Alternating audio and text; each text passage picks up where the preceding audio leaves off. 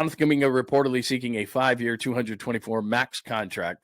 Anthony Slater says Warriors are hesitant to commit and could explore trade options if a deal isn't reached. I'm not giving Jonathan Kuminga 5 and 224. If they were hesitant to give Jordan Poole that money, and I think the Jordan Poole, first of all, the Jordan Poole contract was in reaction to Draymond Green punching him, like, oh my God, let's make this right. And then that thing kind of blew up, and whether Jordan Poole's worth that, I don't know. But he's scoring on a really bad team. I don't know what Jordan Poole would do on a really good team. We've seen it a bit with the Warriors. I think he's a little bit better of a player. So I don't think that contract is that ridiculous. But it hurt Jonathan Kuminga clearly that he was out for a number of months with that ankle injury. And we've said this time and time and time and time again that we just still don't know what he is. Does he have the potential? Yeah, but I say this all the time. Potential is actually a bad word. People think that potential is a good word. Man, that person has so much potential. Hasn't reached it. That's why you're using the word. We don't say that Steph Curry has potential. We don't say LeBron James has potential. We don't say Shohei Ohtani has potential because they've reached it. Potential just means, man, you have a big-time ceiling, but it means you haven't reached it yet. Potential is actually a bad word in every walk of life. It means that you have the ability to do something, but you haven't done it for some reason or another. So potential. You get to a certain age and you don't have potential anymore. You've wasted your opportunity. So I like Jonathan Kuminga, and I think his potential is great because of his athleticism. He's shown maturity since he's returned, although he's hurt again, in that I thought they would come back and his agent would be telling him, because this contract potentially is on the table, potentially, where you'd say, man, you've got to show that you're worth this money. But still, after all these years, so whether it would be he's not ready or whether it be he got hurt or whether it be he hasn't reached it. And so now the Warriors are sitting back going, damn, it's getting close to D-Day here. And he and his agent are going to say, based on my potential, I'm going to get a max contract. And basketball is not like football. So if you make a mistake with Brock Purdy, that's not great. Okay, they signed him to that big time contract that's going to be close to $60 million a year, but they're going to structure it in a way that's going to give them an out. It's just like, everyone freaks out over Ayuk, and I say this all the time. It's a 3-76. So if Ayuk doesn't work out, you're going to be out of this contract in 3 years, which isn't the worst thing ever. On and on and on when it comes to football, how it's actually said, AAV, like I tell you about, versus what's guaranteed and how you can get out of the contract in the NFL are two different things. But when you give somebody a major amount of money and you're the Golden State Warriors, plus you're in penalty land, which they are now again with Jimmy Butler, you're going to be giving out a lot of money to Jonathan Kuminga, and it's going to hurt the bottom line. And if I'm Joe Lacob, I'm sitting there going, the whole 2 timeline thing, that's way gone and blown up and all those kind of things. And now I'm looking at Kuminga, and I do want to have a future for this organization. I mean, I know that Steph Curry is getting close, and Draymond Green and Jimmy Butler, and we're not going to do a 2 timeline thing, but is there a whole lot of difference between, and this is the way I always look at Kuminga, if you're going into the future with or without Jonathan Kuminga, you're in the lottery. With or without Jonathan Kuminga, you're going to win 20 or 30 games. With or without, you're looking for that base of your house, right? This is the base and this is the build around piece. And I know it's too early to even tell. I don't know if Jonathan Kuminga is or is not going to be that. My inclination is, now that he's been with the team for a few years, is at best, he's a Robin, not a Batman. So he can be a secondary piece to that superstar, but I don't think he's ever going to be the superstar. He looks like a complementary player. Really nice, great athleticism, can get to the rim. Hopefully his game continues to mature. I think watching Jimmy Butler is really going to help him.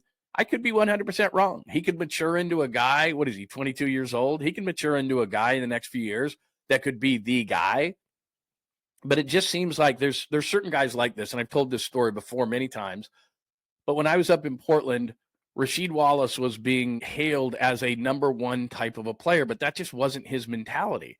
He wasn't a killer. He didn't want to go out and score 25, 28 a game, carry the burden of a team, be the face of a franchise, talk to the media every night.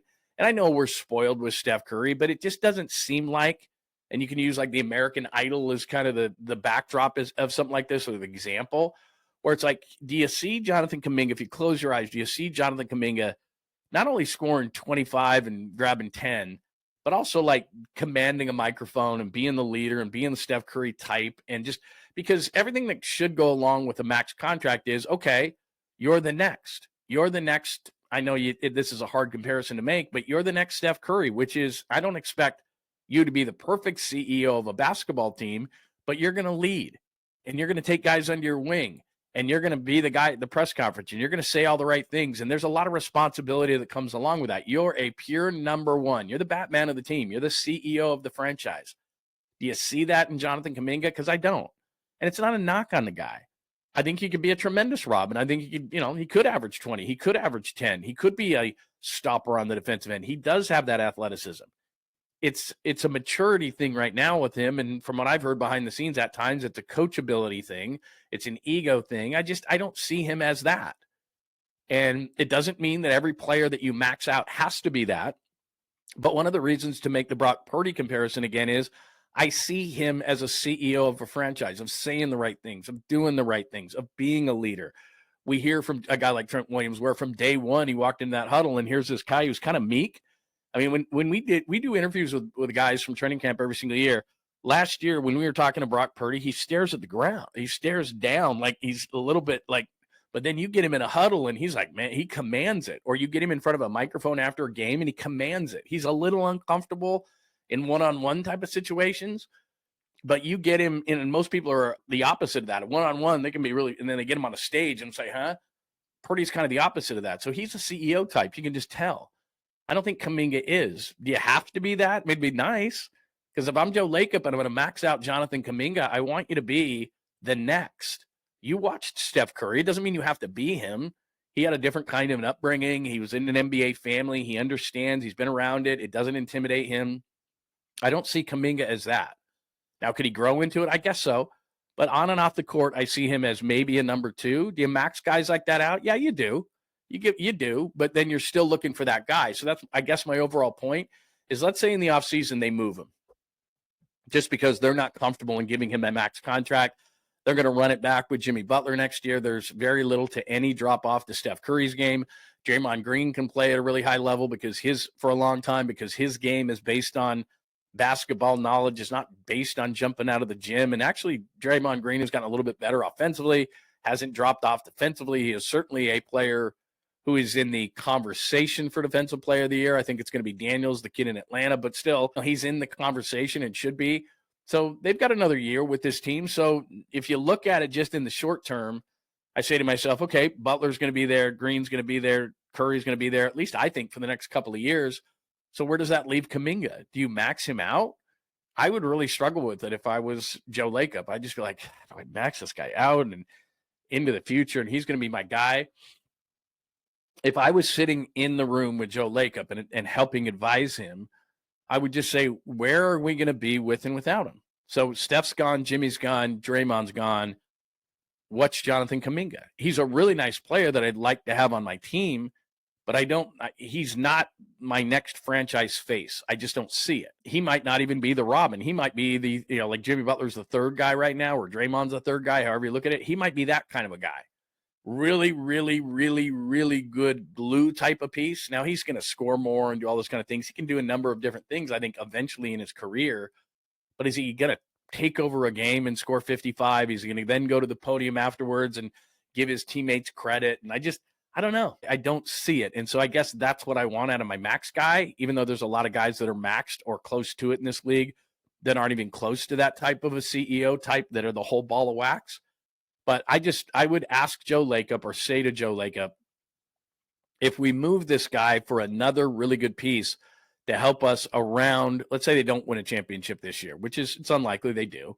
Not a great matchup with Denver, not a great matchup with the Lakers. Oklahoma City, a great regular season team, but I would say in a 7-game series, especially if you have a grinder in the first round, Oklahoma City probably wins that series, although they're a young team. So you don't win it. Let's say just for the heck of it, you win in the first round. All right. You don't play Denver. Let's say you play the Lakers and you win in the first round. And then you get knocked out in the second round by OKC and you lick your wounds and you say, okay, what do we need? And you can use Jonathan Kuminga as a piece to get that piece that you need. I wouldn't be that broken up about it if I was Joe Lacob, because I already made the decision to go get Jimmy Butler. which means I'm going to do this for a couple of more years and try to win a championship. I'm in the win Steph a championship mentality. And I can either give Jonathan Kuminga a max contract, or I can use Jonathan Kuminga as a means to get another piece. I think means to get another piece is the way to go, because I'm not sure on Jonathan Kuminga. And when I do drop into the depths of hell of the NBA and have to get back into the lottery and be what I was with the Warriors 20 years ago, 15 years ago, where am I? Well, I'm a little bit ahead with Jonathan Kuminga, but I don't know that it makes that big of a difference. I'm in the lottery with or without Kuminga. I'm really bad with or without Kuminga. I like him. It's not that I don't like him. It's just that I think he might be more valuable as a piece that can help me win a championship now than actually something where, and this is where I think fans, we all get into this whole kind of situation, but what if we regret it? We regret this trade. We regret that trade. That guy turned into a superstar. There's definitely that potential, there's that word again, for that to happen. But I can't manage scared. If I'm the general manager, or more so the owner, because he's going to make that type of a decision to move Jonathan Kuminga, I can't be afraid of that. If I had to predict Jonathan Kuminga's career right now, I would say that he's going to be a 20-point scorer, going to grab about 6 or 7 boards a game, be a pretty good defensive player. He's going to be a nice player. He'll probably make a couple of all-star teams. He's going to be a nice player. But is he going to be that dominant type of a guy? I don't think so. I just don't think he has the mentality. And you can see that. And you either have that or you don't. And the comp I make with Rasheed Wallace, like I said, was when I was in Portland, was he was a 20-point scorer. He was a really good defender, actually, because he was long. He was super athletic. He could shoot from the outside. He could do all those things. But he didn't have a killer mentality. And so I've told you this before. Then I move on to Detroit, and there comes Rasheed right afterwards. And there's Chauncey Billups, and there's Rip Hamilton, and there's Tayshaun Prince, and there's Ben Wallace.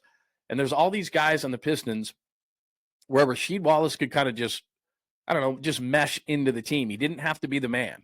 And in Portland, they were like, he's got to be the man. He's got to be the man, got to be the man. He's our number one guy. And he wasn't. That was not his mentality. He did not want that. And so then, Scottie Pippen's on that team. They trade for Scottie. They trade for Steve Smith. And all of a sudden, Rasheed's like, okay, but they still wanted him because he was the young guy to take the reins of the team and stand up in front of the media. And that was just never what he was going to be. So he goes to Detroit. He wins a championship as a complimentary piece, a really nice one, but a complimentary piece all the same. And that's kind of how I see Kuminga. I don't see him as that guy. I don't see him as that killer. I don't see him maturing into that. He's young and he could, but I don't see him being like one of those guys where we go, oh man. Because if the Warriors in the next 2 years with Jimmy Butler, Draymond Green, Steph Curry, and then the piece they could add with Kuminga win a championship, or at least even get close, and you say, hey man, they showed balls and get to this thing, then I would be fine with that. I wouldn't go back and say, oh, they shouldn't have done that. Now, if he turns into a superstar and I'm not going to say a Curry type because Curry's so unique, there's no comparison to that. But if he turns into that, 8, 10-time All-Star, wins an MVP, yeah, you're going to regret that move. But right now, at 22 and what we have to go on him, a 5-year 224, if I'm Joe Lacob, I'm going to be in the lottery with or without him. I'm going to lose a lot of games with or without him. He's not going to be my building block base of my house piece. I don't see it. So there's my thing on Kuminga. Look, I understand why his agent would ask for it. I think there's a team out there. Everybody is in different situations. I believe that there's a young team out there that would give Jonathan Kuminga the contract he desires, no question about it, because they're in a different place of the Warriors. And I think Kuminga could get you a really nice piece that could add to this team. And now that Jimmy Butler's around, and I had a totally different opinion about this team, that if you watch our show on any regular basis, I was like, this team's a 10th place team. Like they're not going anywhere. So I might have kept Kuminga around just because I was looking at this team going, they're not a championship contender. Right now, they're a pretty good team. Don't think they're going to win a championship. You move Kuminga for another piece next year to add to Butler, Curry, Green, and you add another piece that Kuminga could bring. You might be I'm not going to say you're going to be a favorite for the NBA title next year, but you're pretty damn good. Anyway, Gary F. Welcome, Gary F. Curry, Butler, and Green still on the team. JK more like Alfred, not a Batman. Exactly. Yeah, he's Alfred. I mean, he's your fourth guy at that point. And 2 years down the line, I mean, this is what we're talking about. Because now that they have Butler. Now I'm thinking of the Butler. Now that they have Jimmy Butler, all of a sudden you're thinking to yourself, okay, Kuminga's not going to be that major piece for another 2 years. And the contract's up. And so all of a sudden you're going, okay, are we giving him, you're going to Joe Lacob going, are we giving him 5 and 224? I'm giving my fourth best player 5 and 224. I don't know, man. I mean, this is a Joe Lacob decision. 100%. So anyway, give me your thoughts on that. Little Masters discussion. Very nice, man. Holy strawberries, Batman. We are in a jam. Absolutely, we are. I love the term side piece, by the way. I don't even know where that's coming from, but I just love it. Kenny Smith says, I like this. Entertaining, but not that damn entertaining. Let some other team pay the price. That's kind of how I feel. You summed it up. I went like 7-8 minutes there. And Kenny, you just summed it up very quickly and much, much better. I wouldn't pay him. I just wouldn't pay him. You know, Kuminga following the Poole playbook. I agree with that. He should follow closer to Moody, play the long game. He can put a great friend, or that useless fire. Yeah. See, that's kind of how I see it. And I've said this. Look, Moody and Kuminga are really interesting because obviously they were taken in the same draft. Moody understands that, look, I'm going to be this complimentary player. I'm going to get all these open corner threes. He's an effort guy. He doesn't have the length, the athleticism, any kind of thing like that, but he fits with this team. He fits. He understands his role. He plays beyond his years. He's a mature soul, as people will say. That's kind of Moody. That's why I was always scratching my head going, why is this guy not in the rotation? Like every time he goes out there, he doesn't make a mistake. He understands his role. He can play with anybody. I understand that it's not sexy. He doesn't have the upside. He doesn't have the athleticism, all those kind of things. I'm not saying he's better than Kuminga. He's not, but he fits. And for years and years and years, I've told you this. When I worked for the Blazers years ago, and it was Pippen and Steve Smith and Damon Stoudemire and Rasheed Wallace and Bonzi Wells and all these, and Bob Whitsitt was their general manager, and he thought it was a fantasy team. And he brought on Rod Strickland, and Greg Anthony was there, and all these. And it was like, God, you're not trying to get, and Stacey Augmon and all these guys. And it was like, you're not trying to get the best 1 through 12. You're trying to find pieces. Sabonis was on that team. Jermaine O'Neal was on that team. It was like, it's not fantasy basketball. You're like, he was impressing his friends. And it was like, my God, man, like you need chemistry on a basketball team, not just all the greatest players. You need chemistry on a basketball team. And he didn't understand that. So I'm not saying Moody in the same draft is a better player than Kuminga. He's not, but he fits what this team is doing. So as far as Kuminga goes, all I'm saying is I would have a real hard time giving him 5 and 224. And I don't think it's against, like his agent's asking for it. Like I totally get it. And if I'm his agent, I'm asking for it too. But now that I've looked at this whole situation longer, and we debated this at the beginning of the season, and they added Jimmy Butler, and I think that's the main point here, is that you added Butler and you gave him an extension. So that's 2 more years that you're going to have Jimmy Butler after this one, and that's 2 more years that Jonathan Kuminga is not going to be a main source on this team. Now, could he be again, given the offseason, because he had the injury, now he's just trying to fit into this whole thing. So now you hit the reset button, and next year, Kuminga could be a really valuable 6th man off the bench. You maxing that guy out? And Joe Lacob has never, we talk about finances all the time, whether it be the Niners, the Giants, just in general in sports. There is some sort of a ceiling here. And if I'm Joe Lacob, I'm thinking to myself, I understand, and I've made this mistake of trying to worry about the future and worry about the future. You can't really do that as an organization. You have these small, short windows to win championships. Sometimes they're 2 years, 3 years, 5 years. What the Warriors have done for so many years is so unique because you don't get these windows. So you have to think of it. We've been spoiled in this way. You have to think of it as like 2, 3, 5 year windows. Giants won those, 3 World Series in 5 years. That's just, okay, you got that window. You're out of the window. You're in the window. You're out of the window. As far as Kuminga, you can't think 5 and 10 years down the line. Now that you made the commitment to Butler, it's 2 years after this one. So where does Kuminga fit in that? As a 5-year, $224 million or max player as a 6th man? I couldn't do that as an owner. I'd just be like, let me get a player or 2 who fit better or picks in the future or whatever, because then when we are done with this, then I could have a situation where, Oklahoma City finds themselves in, or some of these teams that have all these picks coming up in the draft, and now they can move around in the draft, and now you can rebuild your team that way. Because like I said, I just don't think Kuminga is the type of guy where you may have regret in trading him, but the thing that I think Joe Lacob has to come to the realization is you're in the lottery with or without him. You're at the bottom with or without him. So when all these guys leave, Kuminga's not going to keep the team afloat by himself. So what's the point in keeping him now and maxing him out?